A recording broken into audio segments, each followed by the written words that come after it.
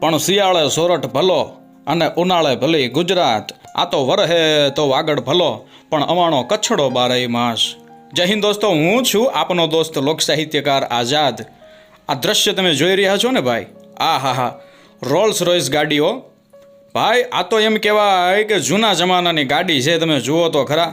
આપણે અત્યારે કહીએ કે ગમે તેટલા જીન્સ અથવા ટી શર્ટ કે કાળા ધોળા લુગડા પહેરી અને ટાઈટ એમ કહેવાય કે ઇન્સર્ટ કરીને માણસ બજારની માલિપા નીકળે, કદાચ એની સામું માણસો ના જોવે, પરંતુ આપણું ધોતિયું કેડિયું માથે પહાબંધી પાઘડી ને કડા અને ડોકમાં એ પ્રમાણના એમ કહેવાય કે હાર નાખી અને હાથમાં લાકડી લઈ અને આપણો ગુજરાતી બજારની માલિપા નીકળે તો હર કોઈને એકવાર જોવું તો પડે હો. અરે એ માણસોના ટોળે ટોળા વળે કે ભાઈ એકાદો ફોટો તો પાડવા દો તમારી હારે. તો દોસ્તો, આ એ જ સંદર્ભમાં હું એક વાત કરવા જઈ રહ્યો છું. આ ગાડી તમે જોઈ રહ્યા છો, મારા આ પરમ મિત્ર એવા બિજલભાઈ રબારી. હા, અત્યારે હું એમના આંગણે મહેમાન બન્યો છું, ત્યારે ગાંધીધામની માલિપા મને આ એક ગાડી જોવા માટે લાવ્યા છે. દોસ્તો, વર્ષો જૂની એમ કહેવાય કે આઝાદીના કાળ સમયની આ ગાડી છે. રોલ્સ રોયસ ગાડી તમે જોઈ શકો છો. આને જોતા જ એમ કહેવાય કે તમારા મોઢામાંથી પણ વાહ ભાઈ વાહના ભલકારા નીકળી ગયા હશે.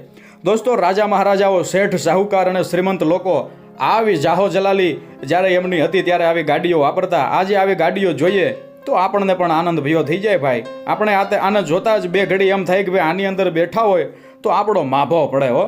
જૂના જમાનાની માલિપા જ્યારે આવી કિંમતી ગાડીઓ જ્યારે રસ્તા ઉપરથી નીકળતી હશે ત્યારે એનો વટ એ તો કંઈક અલગ જ પ્રકારનો હશે. પરંતુ દોસ્તો, આ ગાડીઓ જેમ જૂની એમ એની કિંમત વધારે. આ જૂનું એટલું હોનું એ કહેવત આ ગાડીઓને પણ લાગુ પડે. તમે જુઓ તો ખરા, વાદળી કલરની આ ગાડી, આ એના ટાયર, આ હા, અને આરાવાળા ટાયર છે. તમે જુઓ દોસ્તો, અત્યારે કદાચ ગમે તેવી લેટેસ્ટ ગાડીઓ રોડ રસ્તાની ઉપર દોડી જતી હોય, પરંતુ આ ગાડી બે ઘડી નીકળે તો માણસોને બે ઘડી જોવું જ પડે હો. ભાઈ તમારી ભલી થાય હો. એવી જબરદસ્ત આ ગાડી તમે જોઈ શકો છો દોસ્તો. અને આખું આનું માપ કાઢવા જાવ ને ભાઈ તો 18 ફૂટની આ ગાડી છે દોસ્તો. તમે જોઈ શકો છો એની માલિપા ઘણી બધી સગવડો છે. મેં બે ઘડી આ ગાડીનો જલસો કર્યો હો ભાઈ.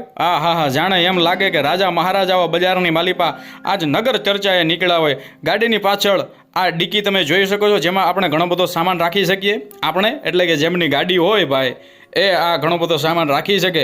અને જેથી તેથી અત્યારે આપણે આને વિન્ટેજ કાર એટલે એક એમ કહેવાય ને કે અદ્ભુત અથવા દુર્લભ કાર એવું પણ આપણે કહી શકીએ, કેમ કે અત્યારે આવી ગાડીઓ જોવા નથી મળતી. અને જેમની પાસે છે એમણે ખૂબ જ માભાભેર આવી બધી ગાડીઓ સાચવી રાખી છે. અરે વટ પડે વટ ભાઈ.